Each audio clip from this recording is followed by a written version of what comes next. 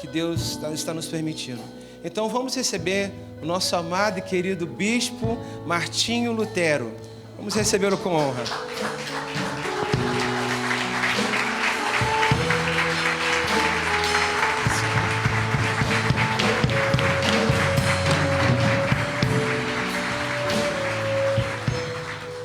Boa noite a todos. Podem tomar os vossos assentos. Eu quero mais uma vez agradecer ao pastor André a oportunidade que me concede, fazendo referência naturalmente a toda essa equipe pastoral, tão querida, tão amada, e fazendo menção à saudade que aqui externo da nossa amada e querida pastora Dulce. Pouco tempo atrás estávamos aqui com ela, mas hoje ela está agora nos aguardando para quando a Deus aprover que nos encontremos no local onde não há mais sofrimento, não há mais dor, um local onde há o descanso, cumprindo aquela das promessas de João capítulo 14, o Senhor Jesus já preparou morada para ela e ali ela está. Amém? Transmito aos amados irmãos os cumprimentos da Igreja da Tijuca. Que Deus abençoe. Faço aqui acompanhar-me hoje e sempre de minha esposa Cláudia. Fique de pé, Cláudia. Deus abençoe.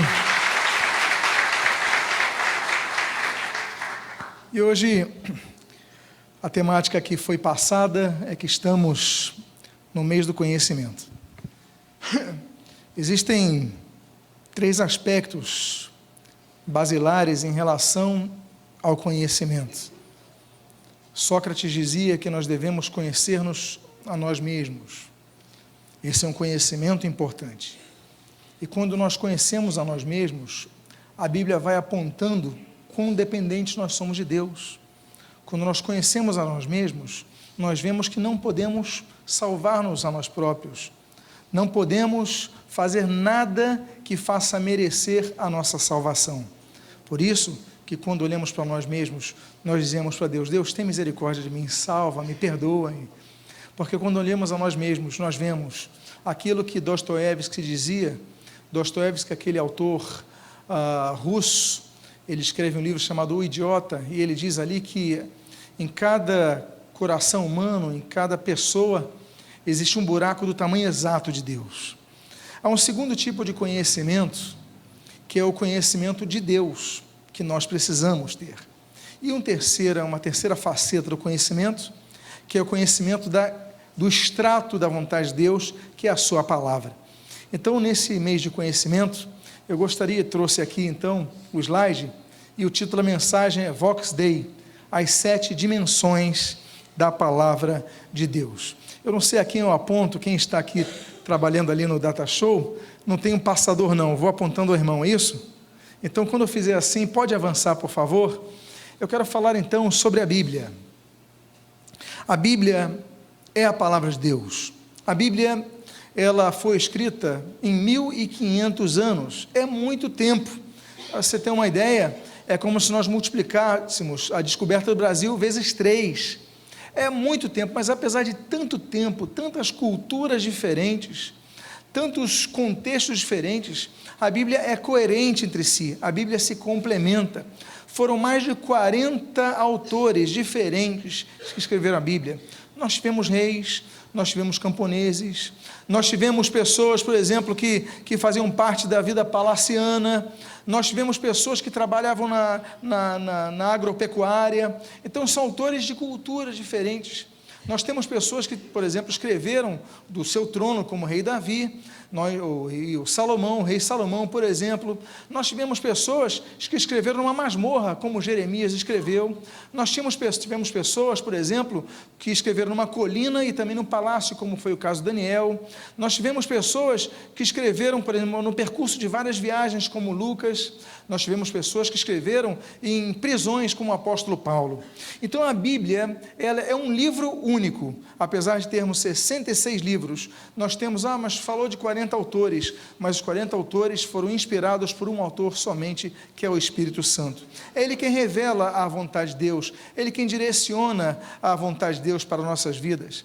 A Bíblia é o livro mais traduzido em todo o mundo. A Bíblia é o livro mais lido em todo o mundo. A Bíblia é o livro mais divulgado em todo o mundo. A Bíblia é o livro mais distribuído em todo o mundo. Nós temos o privilégio de ter, aqui no Brasil, a maior produtora de Bíblias do mundo. A produção de Bíblias, hoje, que a Sociedade Bíblica do Brasil produz em Barueri, no estado de São Paulo, ela tem a capacidade de imprimir uma Bíblia a cada 3 segundos. Para que você tenha noção, há 3 anos atrás, por exemplo, foram distribuídas 32 milhões de Bíblias. E desses 32 milhões, 8 milhões vieram do Brasil. O Brasil, a Sociedade Bíblica do Brasil, ela não imprime apenas Bíblia para o Brasil. Apesar do nome ser Sociedade Bíblica do Brasil, ela imprime Bíblias para 30 países. Dos 192 países do mundo, 30 países são fornecidos, as Bíblias são fornecidas, produzidas aqui no Brasil. Então, nós temos um privilégio, a nossa nação é muito privilegiada, não é verdade, meus amados? Produzimos tanto a Bíblia. Por quê? Porque através disso nós temos o conhecimento de Deus. O meio do conhecimento, o gnosko em grego, é conhecer, é procurar saber melhor, se aprofundar, né, no motivo de algo, na causa de algo, no propósito de algo. Então, eu queria falar com os irmãos a respeito desse assunto, sobre o conhecimento. Amados irmãos, o texto bíblico, ele fala, por exemplo, em Oséias, no capítulo de número 4, que Deus, ele entrou em contenda contra os povos da terra. A Bíblia diz assim: o Senhor entrou em contenda contra os moradores da terra. Por quê? Porque neles não havia verdade e amor e conhecimento de Deus. É por causa disso que 5 versículos depois, no capítulo 4, versículo 6, o profeta diz, Deus diz através do profeta: olha, o meu povo está sendo destruído porque lhe falta o quê? Conhecimento. Aí, 2 capítulos depois, no capítulo número 6, ele vai dizer, no versículo número 3, então, sobre conhecimento: olha, conheçamos e prossigamos em conhecer o Senhor. E 3 versículos depois, em mesmo Oséias, capítulo 6, só que no versículo número 6, ele fala: olha, misericórdia quero e não sacrifícios, e o conhecimento de Deus acima de holocaustos. O que nós precisamos, então, é buscar o conhecimento de Deus. Devemos conhecer a nós mesmos, devemos conhecer a Deus, e para isso devemos conhecer a sua palavra. Porque muitas coisas nós não temos condição de conhecer a profundidade de tudo de Deus, porque Deus é um ser infinito e nós somos infinitos. Nós não temos condição, porque Deus é um ser inesgotável, nós somos tão limitados. Agora, tudo que aprouve a Deus fazer-nos revelar, Ele nos colocou na sua santa palavra. Eu quero falar então de 7 aspectos da palavra de Deus. Eu convido a que você vá para o primeiro aspecto, que se encontra ali, a primeira extensão da palavra de Deus, que se encontra ali no Salmo de número 119, versículo número 5. Salmo 119, versículo de número 5. E a Bíblia diz: lâmpada para os meus pés é a tua palavra e luz para os meus caminhos.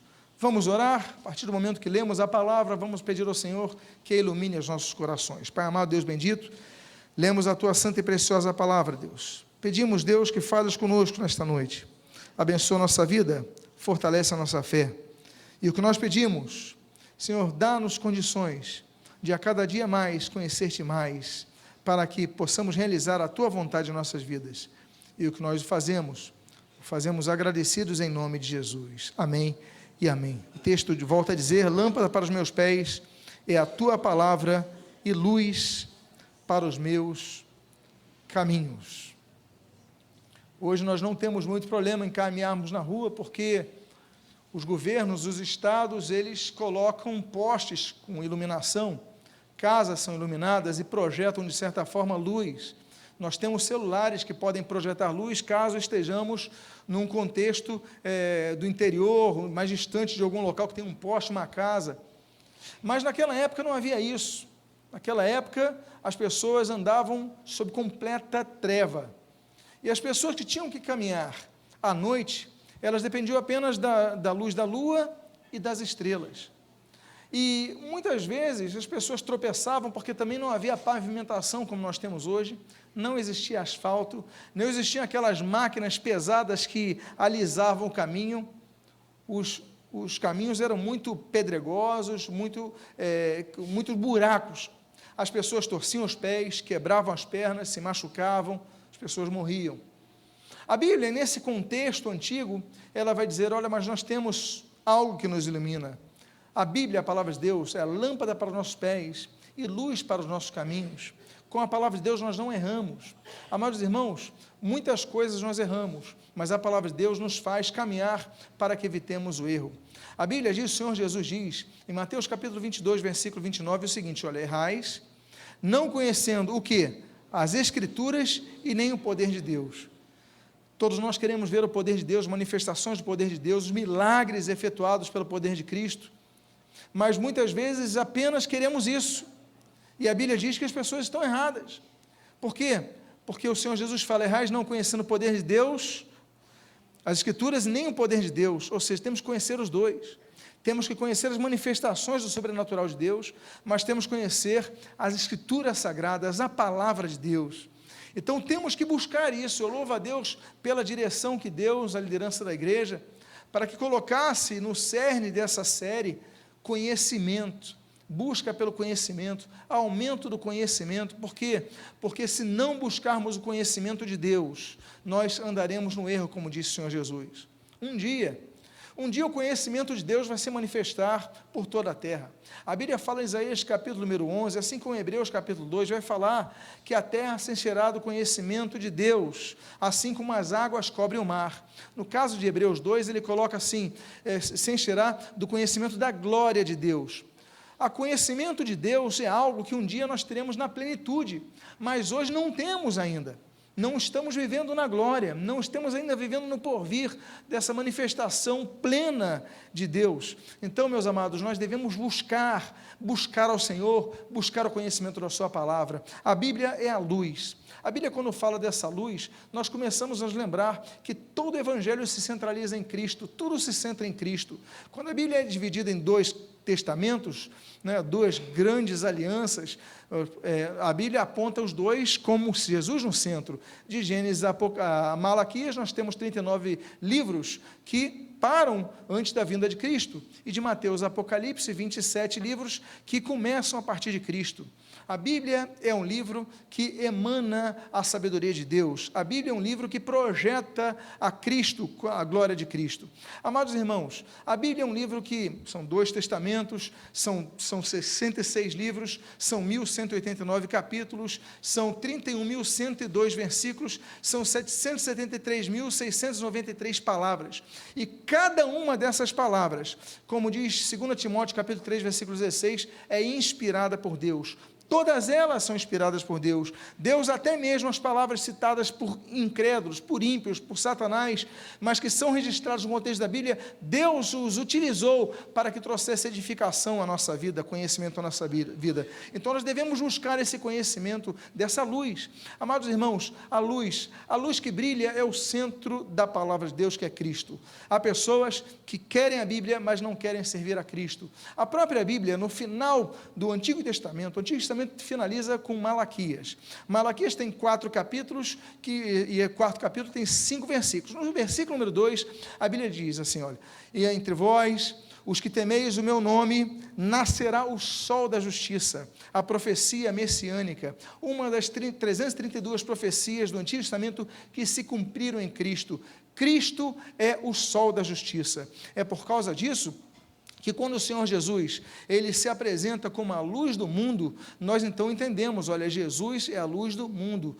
E nós então falamos, mas ele que brilha, aí o Senhor Jesus vai lá e diz, não, vocês também são a luz do mundo, vocês refletem o sol da justiça, vocês refletem a Cristo. Aí nós lembramos, por exemplo, como é que eu posso ser luz, se Jesus é o sol, se dele emana luz? mas aí nos lembramos daquilo que o apóstolo Paulo diz em 1 Coríntios capítulo 11, versículo 2, olha, sede meus imitadores, assim como eu sou de Cristo. Nós devemos ser árvores que produzem frutos bons, porque nós vemos que a árvore é boa. Então, meus amados irmãos, nós devemos brilhar a luz de Cristo em todo o tempo. É por causa disso, do brilho da luz de Cristo, que a Bíblia diz de maneira tão clara, que olha, se estamos na luz, como Ele está na luz, mantemos comunhão uns com os outros, e o sangue de Jesus nos purifica de todo pecado. 1 João capítulo 1, versículo 7.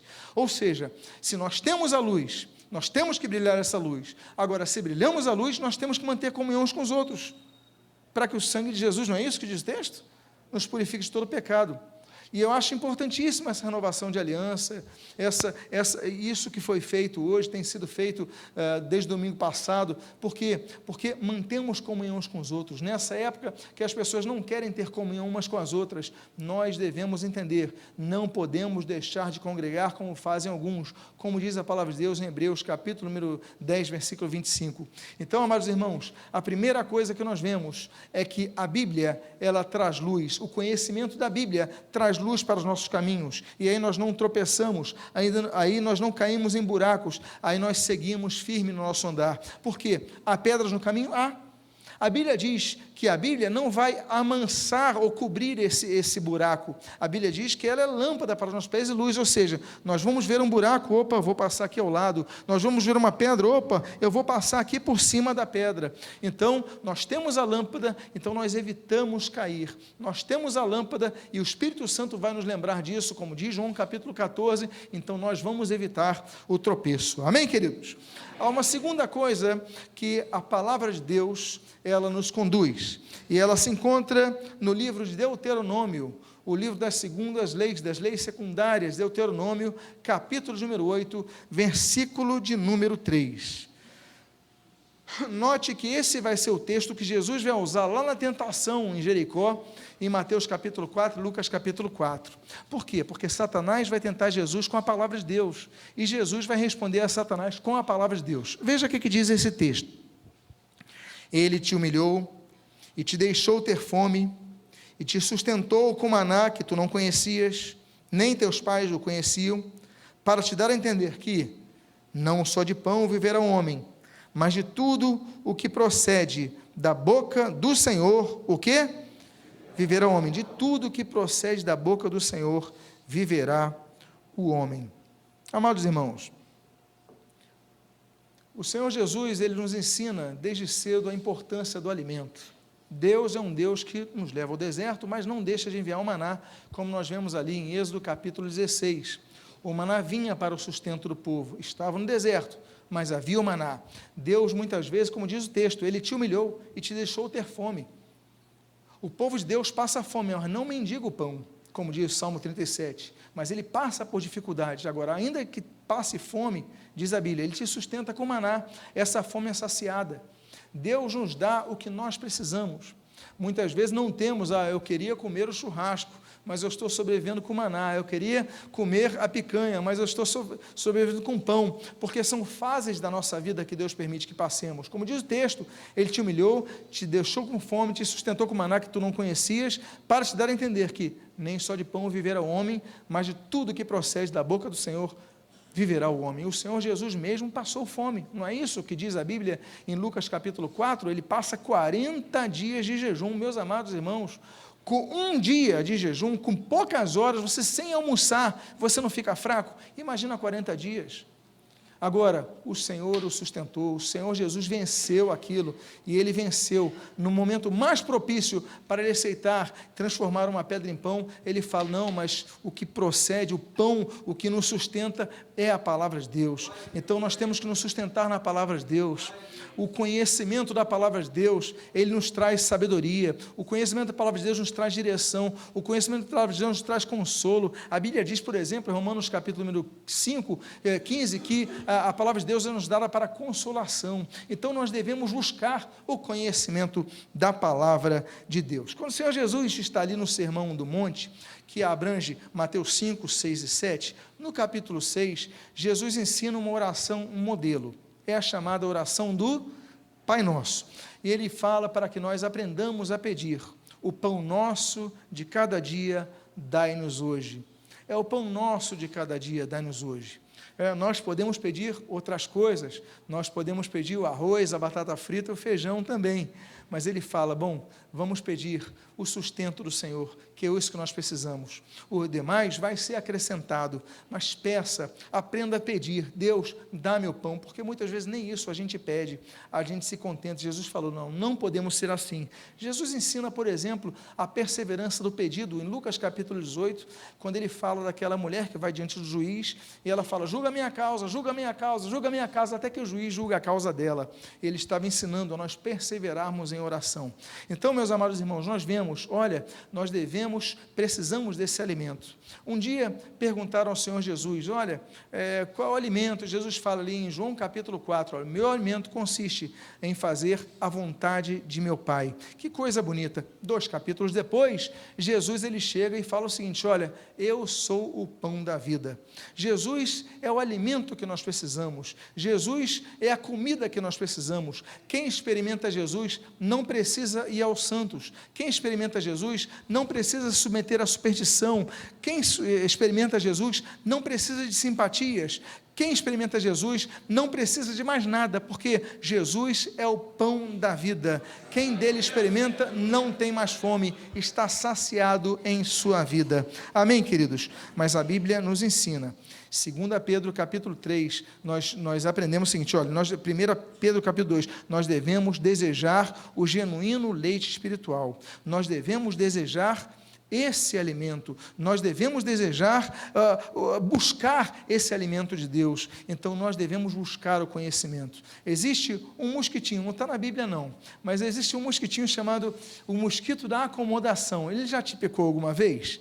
Não está na Bíblia, ok? Mas é um mosquitinho que sempre nos espeta aqui quando nós vamos começar a estudar a Bíblia em casa. Aí vem aquele sono, aí vem aquela vontade de você olhar o teu Instagram, aí vem aquela vontade de você responder o teu Facebook, aí vem a vontade de você assistir a tua televisão, não é verdade? Sempre na hora que você vai procurar estudar a Bíblia. Olha que coisa, um mosquitinho é terrível, mas você não pode se subjugar a essas induções que vêm da sua carne e muitas vezes vêm sim do maligno. Você tem que ser perseverante. Olha, eu vou estudar a palavra e ninguém vai me distanciar disso. Busca o conhecimento da palavra de Deus, busca o conhecimento da vontade de Deus para a sua vida. Amém, queridos?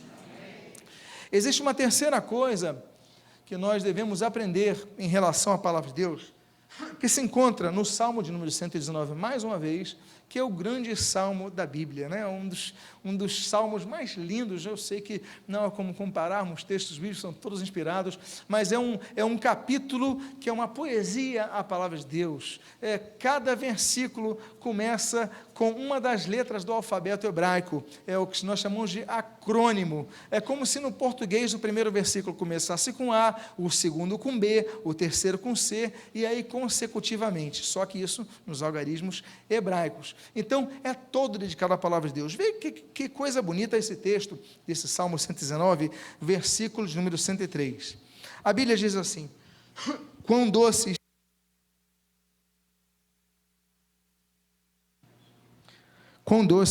são as tuas palavras ao meu paladar, mais que o mel à minha boca, mais que o mel à minha boca. Amados irmãos, o mel é mencionado na Bíblia várias vezes. Hoje nós usamos açúcar. Na época não havia açúcar. Não existia o açúcar. O açúcar vai ser descoberto muito tempo depois, vai ser industrializado, comercializado muito tempo depois. Então, qual era o produto que adoçava os alimentos? Era o mel. Quando a Bíblia fala, e a Bíblia vai trazer promessas, Deus levar para uma terra que emana leite e mel, Êxodo capítulo 3, por exemplo, não pense você que era apenas o mel de abelha, porque nós falamos, na terra que emana leite e mel vai ter muita abelha. Também tinha abelha, mas não tinha só abelha. Por quê? Porque nas entradas da terra prometida, existe uma árvore chamada tâmara, né? As tamareiras, elas produzem a tâmara, e da tâmara você extrai o mel. Quando você vai a Israel, você pode comprar lá mel de tâmara, porque é um mel natural das árvores. Então, eles produziam, então, é uma terra que emana leite e mel, ou seja, tinha a disponibilidade em vários contextos de seca, aquela tamareira, aquele tipo de palmeira resistente ao calor, que dava aquele fruto de onde você extraiu o mel, era uma promessa de Deus. E, meus amados irmãos, nós vemos que o mel, então, era o produto que adocicava a boca. É interessante notar que Ezequiel, por exemplo, o profeta, no capítulo 3, ele fala que vai comer o rolo, e ele tinha o gosto de mel. É o mesmo gosto que sentiu João quando vai comer o rolo, ainda que no capítulo 10 de Apocalipse, ele diz que era ácido, azedo, amargo ao seu estômago, não é verdade? Mas o mel traz algo também interessante. O mel nos aponta, por exemplo, aquele texto de Juízes capítulo 14, quando Sansão, ele vai então passar por um corpo de leão, e o que havia no corpo desse leão? Mel. Ele podia se aproximar do leão morto? Não. Por quê? Porque ele tinha o voto de Nazireu. Ora, um dos votos de Nazireu era que não se podia se aproximar de defuntos, de corpos, de cadáveres, assim como, por exemplo, sacerdotes judaicos não podem. As pessoas se escandalizam com Jesus, por exemplo, que ele não se aproxima apenas dos mortos. Por exemplo, ali em Lucas capítulo 7, aquele cortejo fúnebre nas cercanias de Naim, aquela senhora chorando, Jesus toca no esquife, se aproxima demais. Ora, mas como é que pode um homem que pretensamente é um sacerdote, ele toca, por quê? Porque Jesus, como diz Romanos capítulo 14, é o Senhor da vida e é o Senhor da morte. É muito interessante notarmos isso. Quem for a Jerusalém, um dia, você podendo realizar esse sonho, quem aqui já foi a Jerusalém? Ok, alguns irmãos, vocês que foram a Jerusalém, e quando vocês forem, vocês naturalmente vão subir no Monte das Oliveiras. Quando você subir no Monte das Oliveiras, você vai tirar aquela foto tradicional que tem ali o Muro das Lamentações, não é verdade? O Muro de Jerusalém, com aquela cúpula dourada, não é verdade? Aquela foto tradicional. Ali é o Monte das Oliveiras, você tira de frente para Jerusalém. Você vai notar que em frente, onde tem a mesquita, onde tem essa cúpula dourada, tem uma porta que está fechada. Ora, Jerusalém tem 8 portas, ok? 12 nos tempos de Neemias, mas no tempo de Jesus tinham 8 portas. A porta de Jafa, a porta de Damasco, a porta nova inclusive é mais recente. Mas enfim, uma dessas portas era a porta dourada. Por essa porta, Jesus entrou no templo. Por essa porta, Jesus entrou, inclusive, quando foi apresentado no templo, em Lucas capítulo 2. Ou seja, essa era a porta de acesso mais rápido ao templo. Hoje ela está lacrada. Não só lacrada, mas quando um rei otomano, Solimão, ele vai reconstruir os muros, ele fala, espera aqui, dizem os judeus que o Messias, quando voltar, ele vai voltar pelo Monte das Oliveiras. Zacarias capítulo 14, Zacarias capítulo 11, fala dessas profecias. Jesus, ele volta pelos Montes das Oliveiras. Não é isso que diz Atos capítulo 1? Da mesma forma que vocês viram ele subir, ele vai voltar. A profecia indica que Jesus volta, o Messias se manifesta no Monte das Oliveiras. A Bíblia diz que vai dividir o monte em 2 pedaços e ali ele vai adentrar a cidade de Jerusalém. Pois bem, aí esse muçulmano, esse príncipe muçulmano, esse rei muçulmano, ele diz o seguinte, bom, os judeus dizem que o Messias, quando entrar, vai entrar por aqui, mas ele é sacerdote.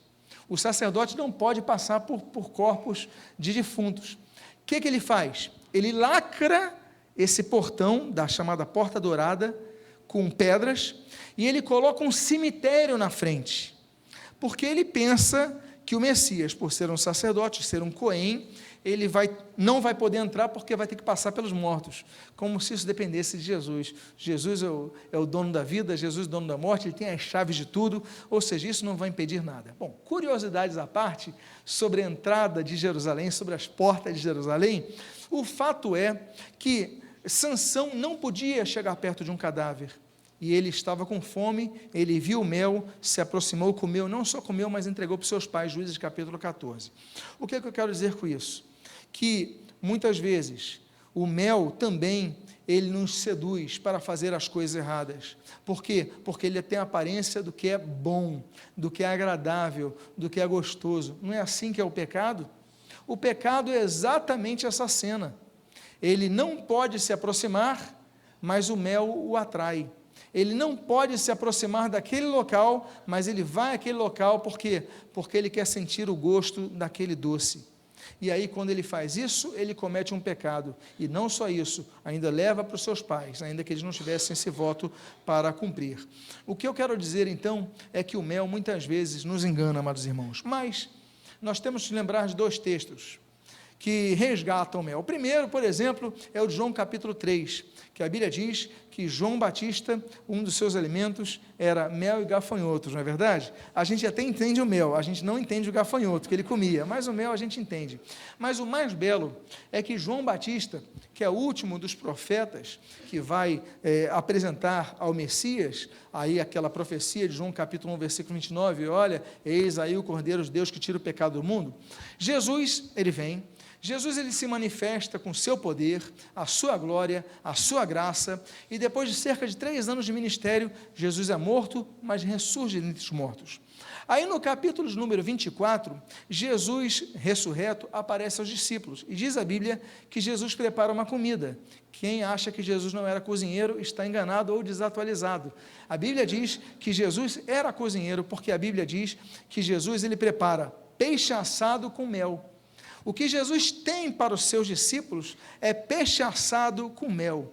O peixe representa a nossa missão. A nossa missão é difícil. Ir pescar é difícil. Muitas vezes vamos durante a tempestade pescar. Muitas vezes lançamos as redes, temos dificuldades e precisamos do milagre de Jesus para que entre aqueles 153 peixes na rede. Meus amados irmãos, o peixe lembra a nossa missão. Mas Jesus prepara o peixe assado. Representa que a nossa missão tem que ter o fogo de Deus na nossa vida. Tem que ter o ardor de Deus na nossa vida. Não podemos perder isso. E Ele coloca mel junto para oferecer aos seus discípulos. Ele fala, venham, como? Tem peixe assado e tem mel. Quem aqui gosta de peixe assado? Quem aqui gosta de mel?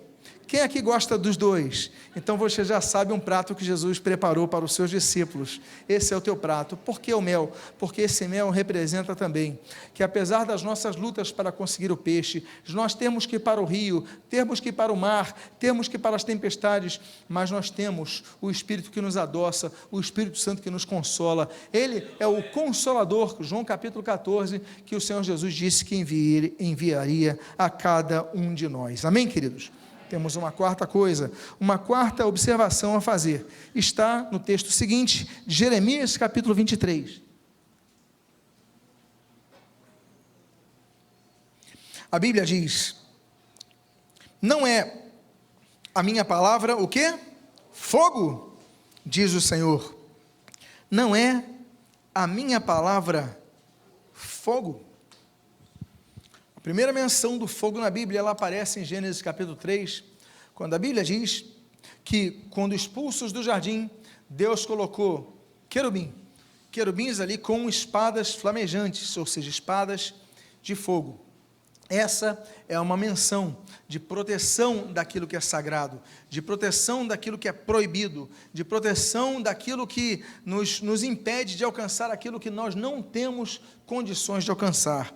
Aí depois nós vemos o fogo de novo, em Gênesis capítulo 19, quando Deus envia o juízo sobre Sodoma e Gomorra. A Bíblia diz que Deus envia, Deus Pai se manifesta nos carvalhais de Manre a Abraão, junto com 2 anjos. Depois, a presença de Deus permanece com Abraão e os 2 anjos vão até Ló, ali na cidade de Sodoma. E a Bíblia diz que desce fogo e enxofre sobre aquela cidade. O fogo também nos lembra do juízo de Deus, que nós não podemos esquecer. Depois nós temos, por exemplo, menções do fogo, como no chamado de Moisés, Êxodo capítulo 3, quando a Bíblia diz que ele estava lá pastoreando no meio daquele deserto de Midian, quando de repente ele vê uma sarça que se consumia, uma sarça que pegava fogo, mas ela não destruía, ela não eliminava a forma daquela planta, ela não destruía aquela planta. Ou seja, Deus é um Deus que se manifesta com poder, mas não nos destrói. Deus quer falar conosco assim como falou com Moisés, e mais, Ele vai falar muitas vezes coisas que nós não queremos ouvir, porque Moisés estava ali fugindo de Faraó, Moisés já tinha ali 80 anos de idade, Moisés queria descansar, e Deus fala: não, vai, eu vou te levantar para você ir até o Faraó, e para dizer para ele: olha, vai, deixa o meu povo ir. Mas que é isso, não tem condição, não sei nem falar. Não, eu vou levantar o teu irmão para falar, o Arão, mas eu não tenho. Vai. Deus nos chama, o fogo nos lembra dos chamados de Deus, para nós irmos e para nós então enfrentarmos os desafios que nós temos que enfrentar. Há um outro texto de Êxodo, por exemplo, que fala do fogo. Êxodo capítulo 13, a Bíblia diz que quando Deus conduziu o povo pelo deserto, a Bíblia diz que Deus durante o dia colocava uma coluna de fumaça e durante a noite colocava uma coluna de fogo, ou seja, para guiar o povo de Israel. Uma coisa interessante, não pensem vocês que o povo de Israel descansava à noite. Às vezes descansava, mas às vezes seguia, porque o texto diz que a coluna de fogo é para que eles prosseguissem o seu caminhar, ou seja, tivessem a direção, mesmo no momento mais escuro da vida. Amados irmãos, uma das coisas mais belas é esse texto. Por quê? Porque nós pensamos, eu só tenho a direção de Deus em determinados momentos. Deus te dá a direção em todos os momentos, até nos momentos mais escuros da sua vida, até nos momentos mais difíceis. Olha, quem já passou por situações difíceis? Eu já, você já, talvez todos nós, provavelmente todos nós, mas uma coisa não podemos perder jamais, é a presença de Deus em nossas vidas. Há um outro texto de Êxodo, capítulo de número 19, quando a Bíblia diz que Moisés vai subir ali o Monte Sinai para receber 10 dos 613 mandamentos que Deus dá a Israel. Então a Bíblia diz que ali Deus se manifestou com fogo ali. Quando Deus deu a sua palavra ao povo de Israel, Deus se manifestou com fogo. A palavra de Deus é algo sério, ela se manifesta com fogo, então nós não podemos esquecer isso. Nos lembramos do fogo, por exemplo, em 1 Reis, capítulo número 18, quando a Bíblia diz que naquele Monte Carmelo, Elias, então, ele diante dos balins, dos profetas de Baal, ele colocava água, e coloca mais água no altar, mais água no altar, ele clama ao Senhor, e o que acontece com aquele altar? Deus derrama fogo no altar, ainda que tudo estivesse encharcado, ainda que fosse quase impossível que houvesse consumir do fogo ali, Deus manifestou o seu fogo, ainda que a sua situação esteja inundada, a sua vida esteja inundada, com dificuldades, o importante é que você levante o altar, porque daqui a pouco desce o fogo e consome tudo. Amém, queridos? Esse mesmo Elias, nós vemos, por exemplo, nesse ponto muito alto da vida ministerial dele, em 1 Reis, capítulo número 18, mas em 2 Reis, capítulo número 2, nós vemos que ele está ali caminhando com Eliseu, e de repente vem a carruagem e ele sobe aos céus, é assunto aos céus, ou seja, o final do ministério de Eliseu é marcado também com fogo. Então, meus amados irmãos, o que nós precisamos é aquilo, é como diz Levítico capítulo 6, olha, manter o fogo sempre aceso no altar, para que o Espírito Santo, aquele mesmo que foi derramado como línguas de fogo em Atos capítulo 2, esteja sendo derramado em nossas vidas em todo o tempo, aquecendo nossas vidas em pouco tempo. Há uma quinta coisa que nós aprendemos aqui quanto à voz de Deus, no conhecimento de Deus, através da palavra de Deus. O quinto ponto se encontra no mesmo versículo, só que no final dele. A Bíblia diz, nesse versículo de número 29, e martelo que esmiuça a penha. E martelo que esmiuça a penha. Tem 3 textos na Bíblia que falam sobre martelo. Quem aqui usa o martelo no dia a dia? Tem alguém aqui que trabalha com martelo? Então esse texto é para aquele meu irmão que está ali, e para todos nós, mas o irmão vai ficar mais, porque são 3 textos bíblicos que mencionam o martelo na Bíblia.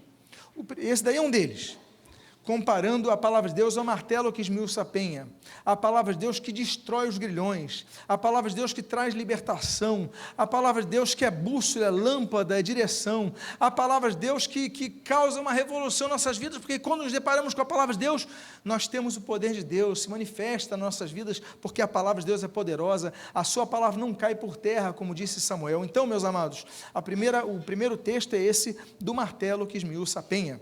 Há um segundo texto na Bíblia, que está em 1 Reis, capítulo número 6, que a Bíblia diz que aqueles homens que estavam construindo ali o templo de Salomão, eles usavam seus martelos em silêncio.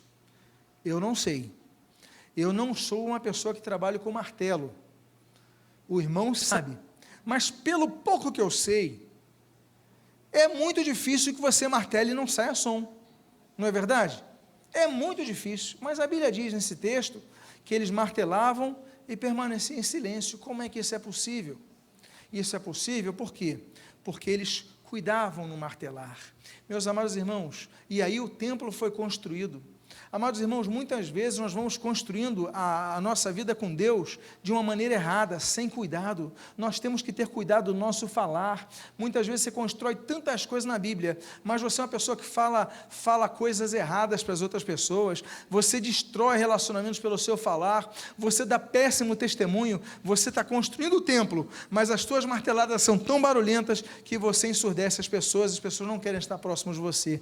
Nós temos que ter sabedoria, nós temos que ter bom testemunho, nós temos que martelar em silêncio, nós temos que construir o templo, porque quando as pessoas verem, olha que templo belo, que templo bem acabado, ali está a presença de Deus, mas como os trabalhadores que usavam martelo, nós possamos então construir o templo. E o terceiro texto é um texto muito interessante, Juízes capítulo 4, a terceira menção ao martelo, que é que o martelo se torna uma arma de guerra. A Bíblia diz, por exemplo, e essa é uma história bonita em relação às mulheres. Por quê? Porque a Bíblia fala que o início da batalha é projetada por uma mulher chamada Débora, significa abelha em hebraico. Débora, ela é procurada por Baraque para derrotar os cananeus sob o rei Jabim. E então o rei Jabim manda um seu oficial, o chefe do seu exército, chamado Cícera.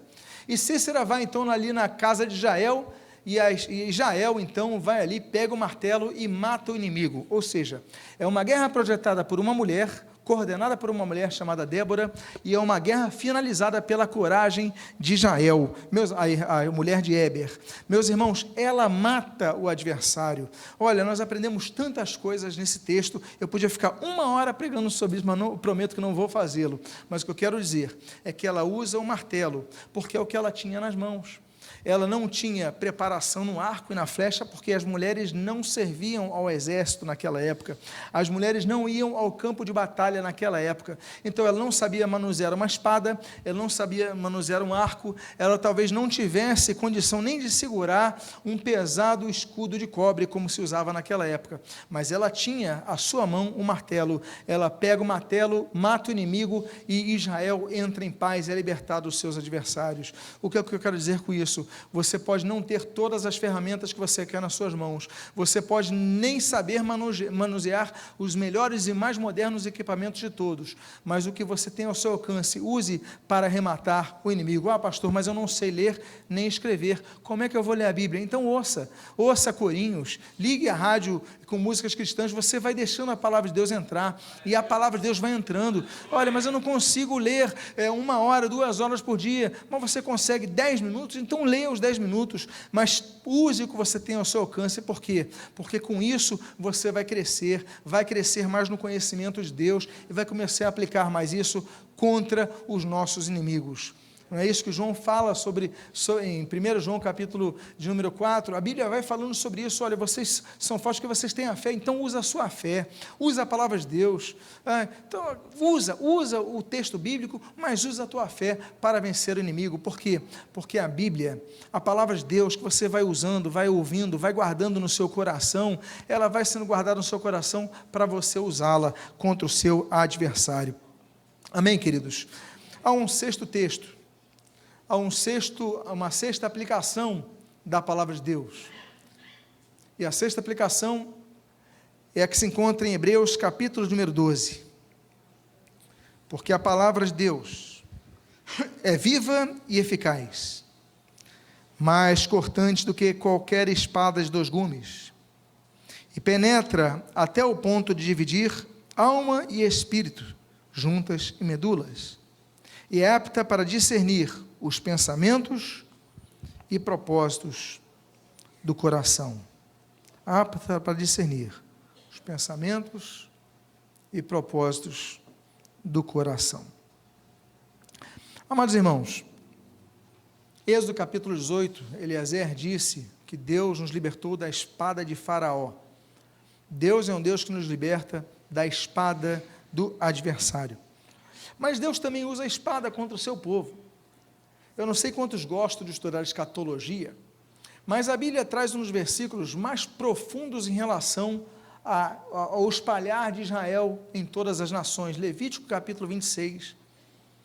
A Bíblia diz, olha, que eu vou desterrar vocês por entre as nações, e atrás de vocês vou enviar minha espada, e as vossas cidades se tornarão desertas, a vossa terra ficará desolada. Olha que profecia que Deus cumpre para com o povo de Israel. Daqui a pouco todo o povo de Israel, que sofre uma sequência de perseguições, ele sai espalhado por todo mundo, até que outras profecias começam a se cumprir. É a profecia do retorno de Israel à sua terra. Nós sabemos que quando Jesus voltar ao Monte Sião, Israel vai estar lá em Jerusalém, cercado pelos exércitos internacionais. Mas nós sabemos que isso começou a voltar ao longo dos séculos, mas especialmente no dia 14 de maio de 1948, quando se declarou a independência de Israel. Olha, foi um fato tão histórico, tão marcante, que no dia 13 de maio desse 1948, as tropas inglesas saem de Jerusalém, e naquela porta de Davi, o general inglês entrega para o representante de Israel a chave simbólica de Jerusalém. No dia 14, em Tel Aviv, é declarado então a independência do Estado de Israel. No dia 15, um dia depois, Israel é atacado por 5 nações diferentes. Tinha tudo para ser destruído Israel, tinha tudo para ser eliminado, mas a Bíblia diz que Israel, Daniel, capítulo número 6, vai trabalhando, capítulo 9, a Bíblia vai falando sobre o anjo do teu povo, o anjo Miguel. Existe algo espiritual na perseguição a Israel, mas também existe algo espiritual que mantém Israel de pé até os dias de hoje. Meus amados irmãos, o fato é que a Bíblia diz nesse texto do capítulo 26 de Levítico, que Deus ia lançar espada contra o seu próprio povo para o espalhar entre a terra. Ou seja, a espada nos aponta a juízo. A espada nos aponta também a cuidado. Neemias capítulo número 4, a Bíblia diz que os trabalhadores, eles trabalhavam, colocavam sua mão na pá, na ferramenta, no martelo, vai trabalhando, mas a Bíblia diz que nas suas cinturas estava a espada. O que ele quer dizer com isso? O que nós aprendemos com a construção dos muros de Jerusalém, ali em Neemias capítulo 4, que enquanto nós trabalhamos, continuamos com a espada. Enquanto você está no seu trabalho, cercado de pessoas que são irreverentes, cercada de pessoas que são sarcásticas contra o Evangelho, cercada de pessoas que são adúlteras, mentirosas, pessoas que fazem tudo de errado, você está cercado por essas pessoas do seu trabalho, você está cercado por essas pessoas na tua família, você está cercado por essas pessoas no seu meio acadêmico, mas ainda assim, você continua trabalhando naquele meio, mas a espada permanece aqui. Aí nos lembramos da armadura de Deus de Efésios capítulo 6. Se você reparar, toda a armadura de Deus, todas as peças são de defesa, com exceção de uma só. Só tem uma peça de ataque, e a Bíblia diz, a espada do Espírito, que é a palavra de Deus. A única arma de ataque é a palavra de Deus. Então você tem que estar sempre atento com ela, para você usar essa espada do Espírito para vencer o adversário. Amém, queridos? Então, quando vierem a te induzir a pecar, quando vierem a te induzir a caminhar distante do caminho de Deus, você lembra-te da espada que está aqui, você lembra-te da palavra de Deus que está no teu coração, e fala, não, eu não vou pecar contra ti, Senhor. E por isso, eu vou para o meu último ponto. O último aspecto dessa voz de Deus, que leva ao conhecimento de Deus, que é a palavra do nosso Deus, que é, por exemplo, aqui nós lemos, no Salmo 119, versículo 11, Salmo 119, mais uma vez ele, versículo 11, que é o salmo mais longo da Bíblia.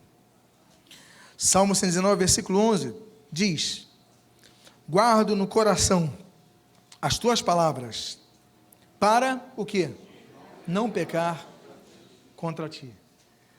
Tudo que você ouve sendo pregado da palavra de Deus tem um objetivo: nos apontar o caminho, nos ajudar nos momentos difíceis, nos nutrir, fazer com que nós busquemos a vontade de Deus e não pequemos contra Ele. Então guarda a palavra de Deus não apenas no teu braço.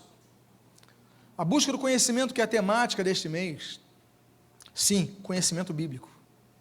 Mas de que adianta ter o conhecimento bíblico se você não coloca em prática, como diz Tiago, tornai-vos, pois, praticantes da palavra e não apenas ouvintes, enganando-vos a vós mesmos.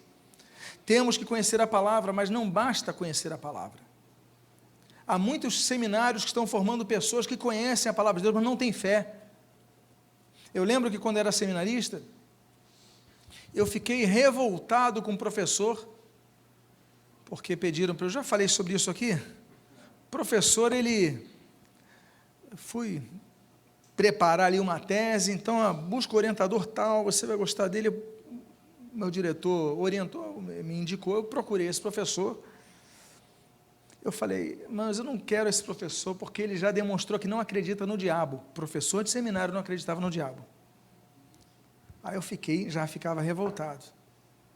Aí, é mesmo? Não acredita no diabo, não acredita no mundo espiritual. Professor de seminário.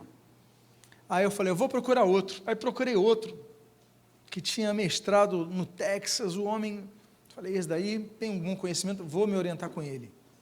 Quando eu vou orientar com ele, eu começo a falar, por que você não buscou orientação naquele professor? Eu falei, ele não acredita no diabo e tal. Como é que pode? O professor de seminário acreditar no diabo, o cara nem crente é. Ele falou, e começou a falar sobre Deus e tal, e daqui a pouco eu descobri que ele não acreditava em Deus. Falou, porque o Deus não é pessoal, eu saio do que não acredita no diabo e vou para o que não acredita em Deus. Professores de seminário conheciam a Bíblia. Não basta o conhecimento da letra, porque a letra em si só ela mata, é o Espírito que vivifica. Então você tem que ter fé, você tem que crer. Não se iluda com conhecimento de pessoas que não têm fé. Busque os que têm fé, porque vale mais a pena você andar com uma pessoa de fé do que com uma pessoa que tenha tudo e não tenha fé. Porque ela vai edificar a sua vida. E sem fé não é difícil, é impossível. Sem fé é impossível agradar a Deus. Pastor, mas eu não sei um versículo de cabeça. Você tem fé? Então você vai conhecer a Deus, é isso que importa. Amados irmãos, essa fé nos faz não pecar contra Deus, essa fé nos faz guardar no nosso coração a chama acesa, Deus, tem misericórdia de mim. Então, o conhecimento que nós precisamos é o conhecimento que Jesus falou no texto que eu já citei de Mateus 22, 29. Errais não conhecendo as Escrituras e nem o poder de Deus. Nós devemos conhecer o texto, as Escrituras, mas nós devemos conhecer o sobrenatural, ter fé no sobrenatural, o poder de Deus. Que Deus abençoe sua vida rica e abundantemente em nome de Jesus. Eu quero fazer uma oração por sua vida, convidar que você fique de pé. Nosso objetivo é não desagradar a Deus. Nosso objetivo é conhecer a palavra de Deus, para conhecermos a Deus, e para conhecermos a Deus, temos que ter fé que Ele existe. O diabo, ele conhece a Bíblia, afinal de contas, na tentação de Mateus 4, Lucas capítulo 4, ali no deserto de Jericó, ele demonstra que conhece a Bíblia, ele não usa textos bíblicos. Jesus não diz que ele está mentindo, Jesus não diz que ele está falando, não, Jesus, ele repreende com outros textos bíblicos, como nós citamos aqui Deuteronômio 3, o que eu quero dizer para os irmãos então, é conheça as Escrituras, conheça o poder de Deus, haja no teu intelectual, no teu acadêmico, no teu busca o conhecimento, mas pratique isso todos os dias. Quero convidar a você a fechar os seus olhos e fazer uma pergunta aqui. Alguém aqui nesta noite que veio a este local, que deseja entregar a sua vida ao Senhor Jesus, se o há, levante a sua mão agora, quero orar por sua vida. Alguém aqui quer entregar a sua vida ao Senhor Jesus?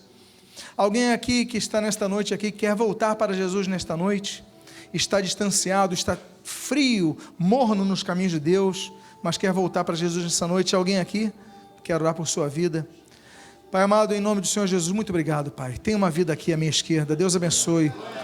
Há uma segunda vida que quer voltar para Jesus nesta noite. Há uma segunda vida para Jesus nesta noite. Se houver, vem aqui à frente. Nós queremos orar por sua vida. porque Deus te trouxe aqui para fazer a obra completa. Há uma segunda vida para Jesus aqui, que quer voltar para os caminhos do Senhor. Olha, eu estou frio, eu estou morno, eu estou afastado, eu estou desanimado nesse caminhar.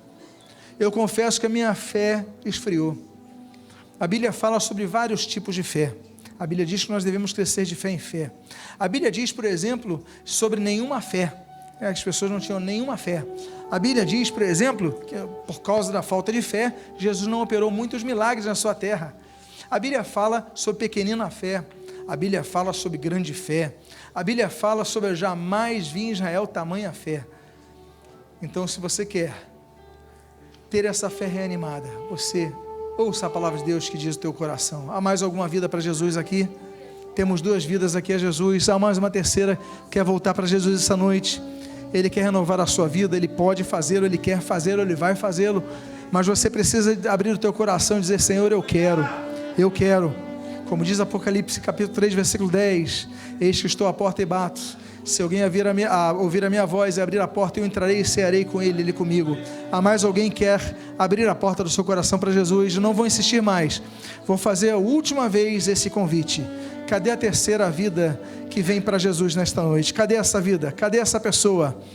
Glória ao Senhor Jesus. Eu quero fazer uma oração por vocês duas, minhas amadas irmãs. Se vocês puderem, coloquem a mão em seu coração. Repitam comigo frase por frase, por favor. Digam assim com a vossa própria boca: Senhor Jesus, eu te agradeço pelo teu amor por minha vida, porque o Senhor não desistiu de mim. Eu confesso a minha limitação, a minha fraqueza. Eu confesso o meu desânimo, mas eu tenho fé na tua palavra. E eu te peço, Pai, que essa fé cresça cada vez mais. Renova a minha vida, levanta-me, restaura-me, renova-me nesta noite.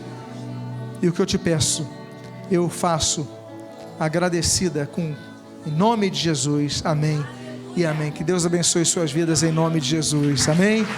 Que Deus abençoe. Glória a Jesus. Eu quero fazer uma segunda oração, ainda de olhos fechados. Pai amado, entrego a tua palavra, que fala sobre a tua palavra. Muito obrigado, Pai. Abençoa as nossas vidas, que busquemos a cada vez mais, como diz 1 Pedro capítulo de número 2, o genuíno leite espiritual. A Bíblia diz em Lucas capítulo 2 que Jesus crescia na graça e no conhecimento. A Bíblia nos ensina a fazer o mesmo em 2 Pedro capítulo 3, que nós cresçamos na graça e no conhecimento. Então, Deus, que neste mês do conhecimento possamos crescer mais, alcançar mais de Ti. E o que nós pedimos, o fazemos agradecidos, pedindo a Tua graça sobre a vida do pastor André, sua família, equipe pastoral, diaconal, toda esta igreja. Abençoa esta série de mensagens.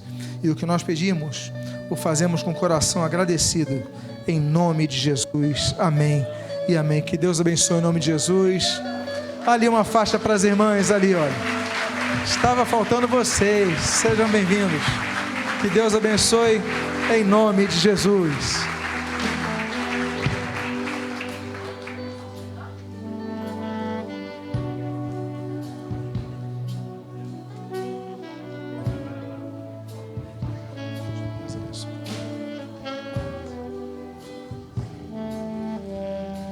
Aleluia.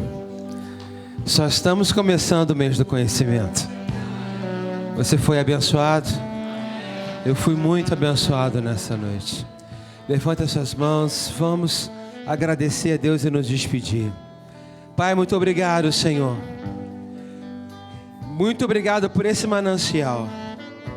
Muito obrigado, Senhor Deus, porque podemos navegar na Tua palavra. Navegar, Senhor Jesus, em águas profundas nesta noite. Ó Deus, nós louvamos o Teu santo nome. Ó Deus, e nós não queremos, Pai, olhar para a Tua palavra apenas com os nossos olhos naturais. Pai, nós queremos olhar para a Tua palavra principalmente com os nossos olhos sobrenaturais. Os nossos olhos que foram abertos por Ti, através da fé que nasceu em nós. Espírito Santo, opera o teu querer, porque o que nós queremos ser homens e mulheres de fé, homens e mulheres de fé, homens e mulheres cheios da presença de Deus. Pai, nós louvamos o teu santo nome nessa noite, nos despedimos desse lugar e te agradecemos por esse privilégio, em nome do Senhor Jesus. E todo aquele que crê e concorda, diga comigo, amém e amém. Deus te abençoe rica e abundantemente, irmãos. Uma boa noite a todos. Aleluia!